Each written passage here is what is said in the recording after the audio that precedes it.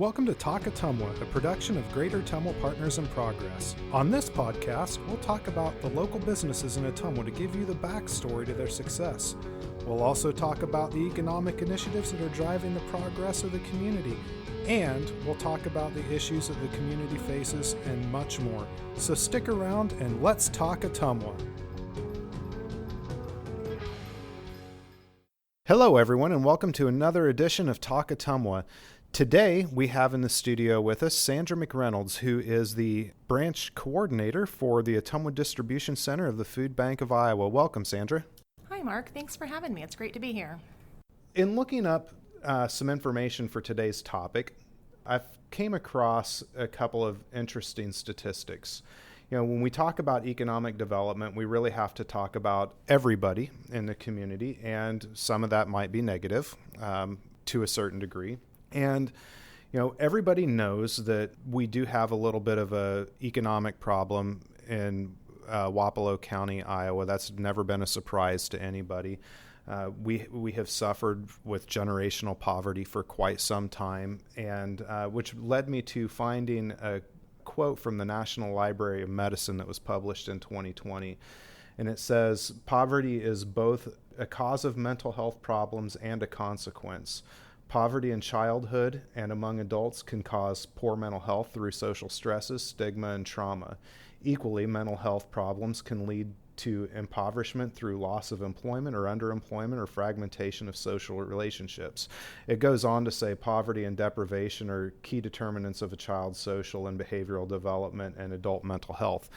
And I know that that's at least part of that is not necessarily something that your organization deals with, but it's been a hot topic in our region for a while now, the mental health side of things. And clearly that's kind of where your organization does come in, because we do have a high poverty rate in Wapello County. According to the 2020 census, we're at about 15.5% poverty, and clearly a lot of that has been generational. And what was the statistic we were looking at just a few minutes ago? The overall food insecurity rate for Wapello County is 10.7%. So enough about the boring stuff. Let's talk about where the Food Bank of Iowa comes into play for Wapello County. So first of all, if you wouldn't mind telling us a little bit about yourself and the Food Bank. Yeah, sure. I'd be happy to. So I have been with the Food Bank of Iowa since 2015. I was with them prior to the merger of Food Bank of Southern Iowa and Food Bank of Iowa. So it's been a really interesting few years implementing these new support systems and infrastructure improvements that make it easier for us to serve more people and serve them at a higher capacity. The Food Bank of Iowa is Iowa's largest hunger fighting organization. We are one of 200 Feeding America food banks that are accountable for ensuring adequate levels of service for all counties across Iowa. We do that through partnership with various types of partner agencies, food pantries, meal sites, and to your point about children, specifically school pantries. We have several school pantries across this southern region that we serve out of the Ottumwa Distribution Center, and in town we have 3 just in the Ottumwa School District. Okay. Where do you get a lot of the product that you're pushing out to all of these places? Where does that come from? Okay, that's another great question. Food comes to us from 3 primary sources, the first of which most people are familiar with at some level, the USDA commodity program. During the previous administration, there was a radical increase of those foods coming to us through trade mitigation and things like that. And then also when COVID hit us, of course, the CARES Fund came in and started providing additional resources. Since that time, that emergency proclamation has gone away. Those things have reduced, and we used to get, I believe it's about 50% of our food through USDA. Now it's down to about 23%.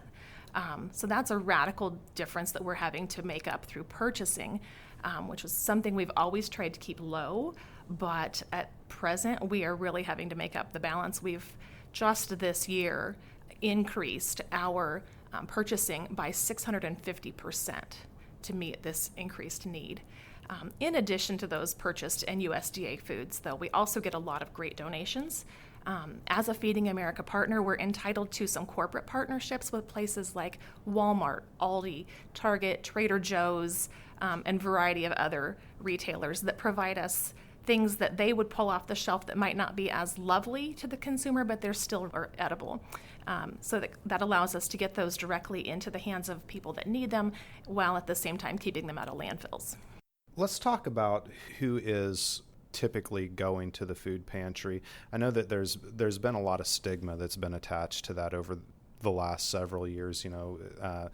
People that don't have jobs or whatever it looks like, that's been kind of what you hear is going to the food banks. In reality, I don't think that's the case. So who actually are the utilizers of the food bank service?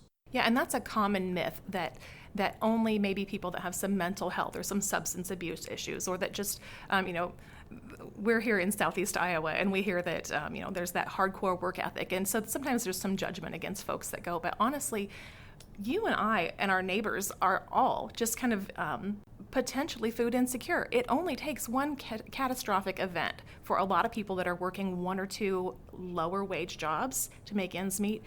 Say maybe their kiddo gets sick and a single mom has to stay home from work to take care of her kiddo. She's losing out on that pay.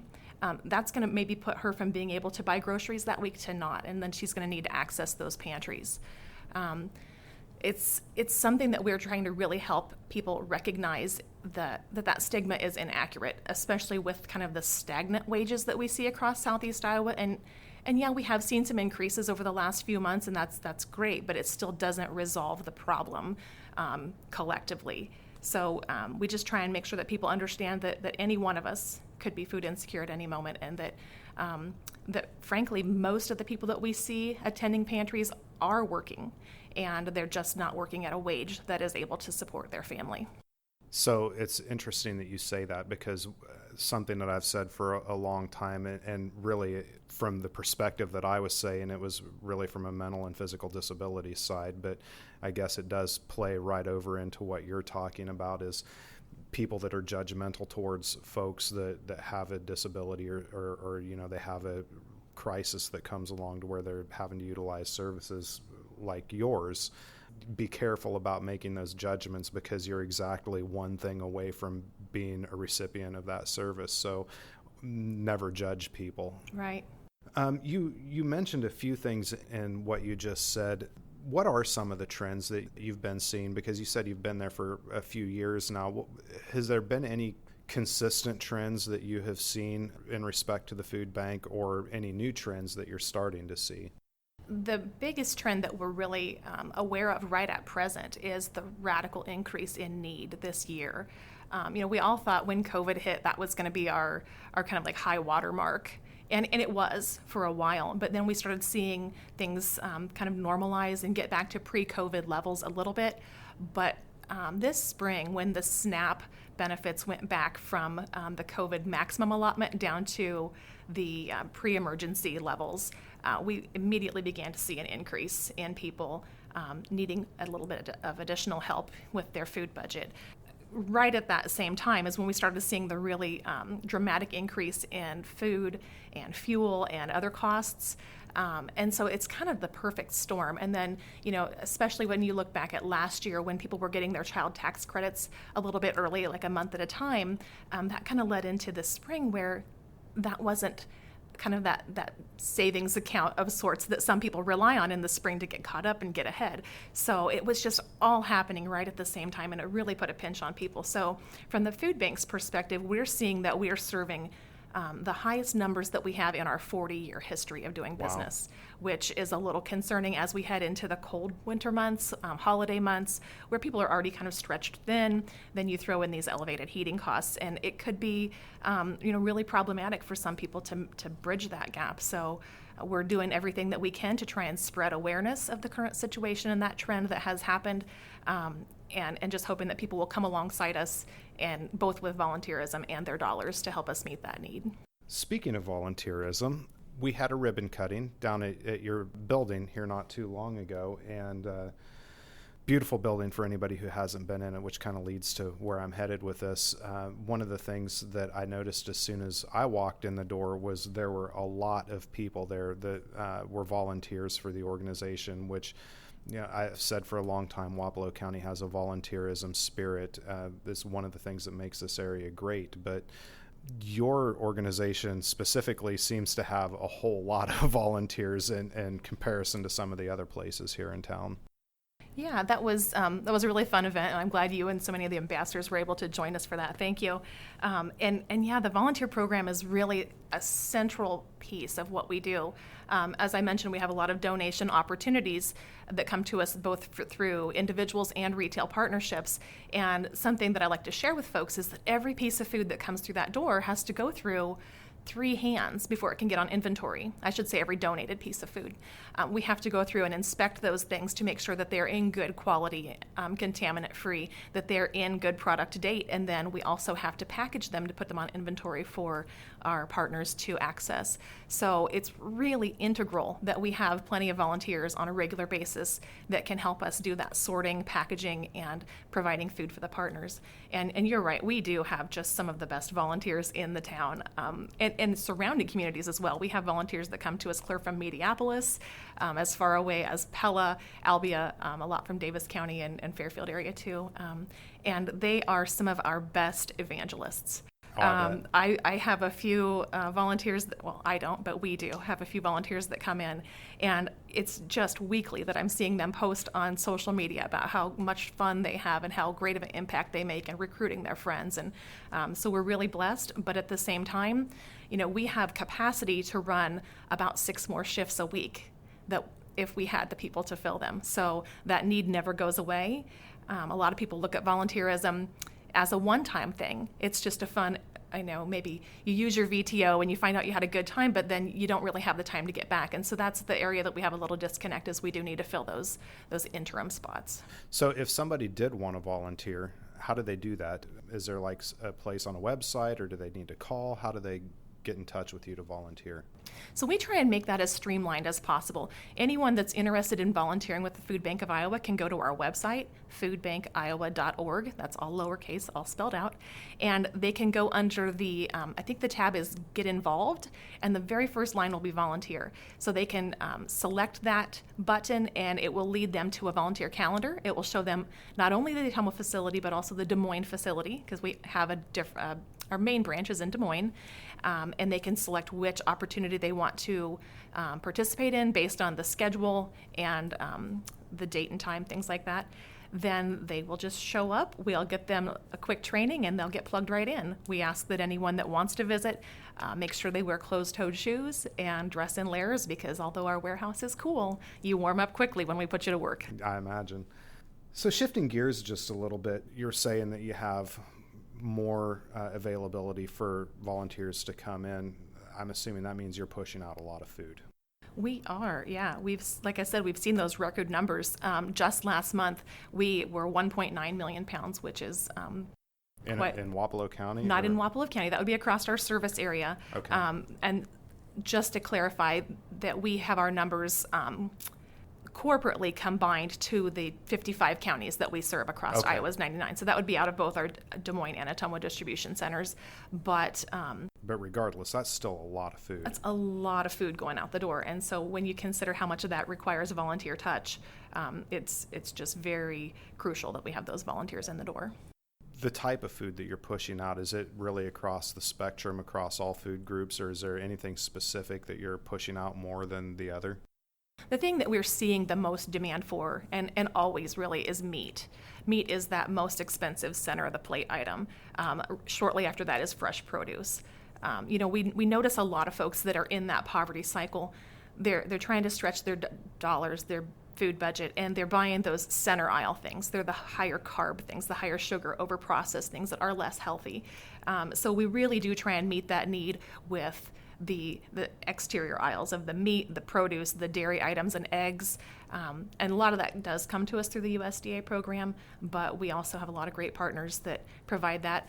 One that's really relevant to Southeast Iowa, and especially this time of year, is the HUSH program through the DNR. Mm-hmm. A lot of people aren't familiar with that, but it's an acronym that stands for Help Us Stop Hunger. Any hunter that wants to donate that deer just buys a specific tag.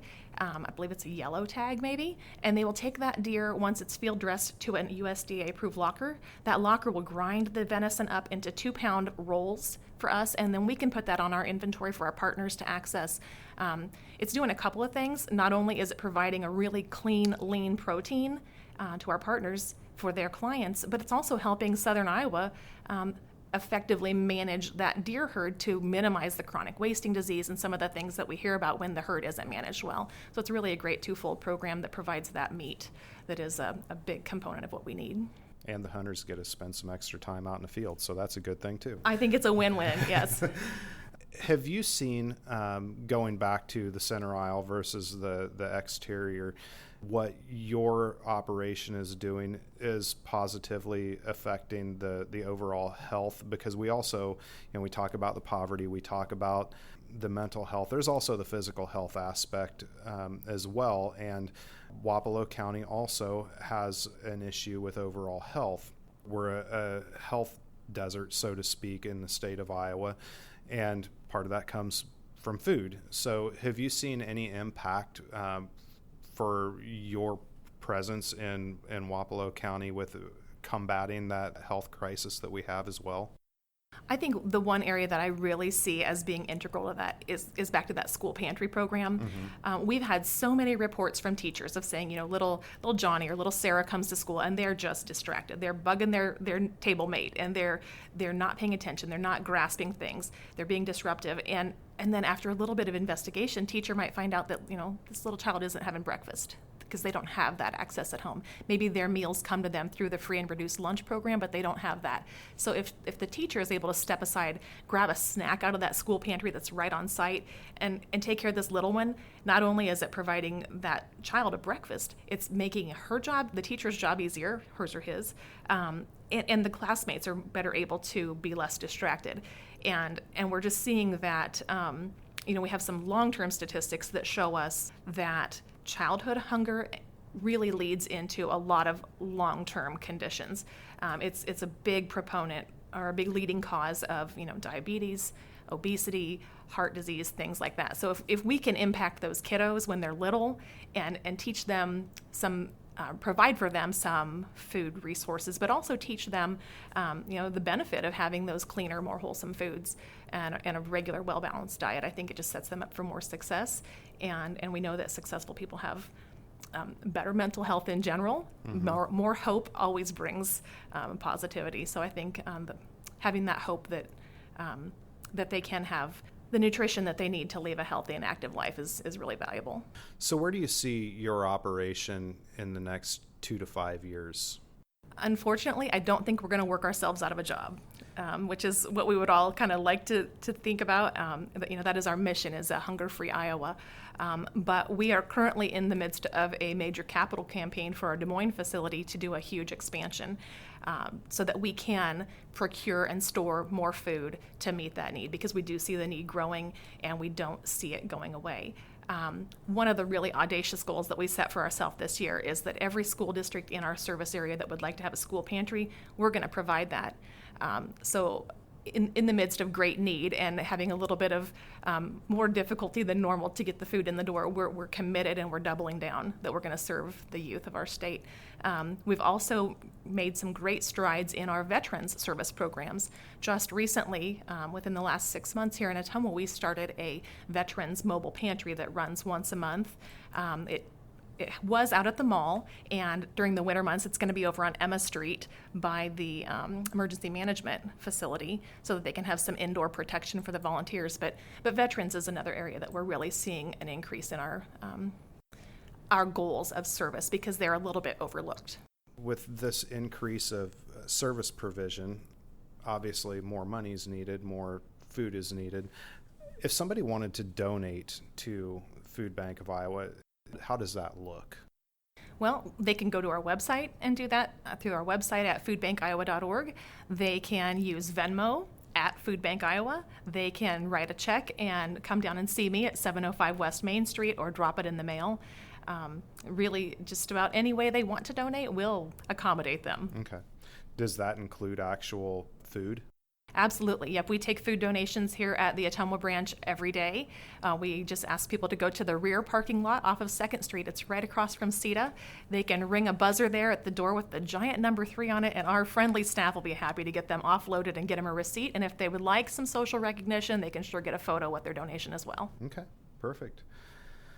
Probably most importantly, I would ask, if somebody's actually in need of services that you provide, how does one go about that?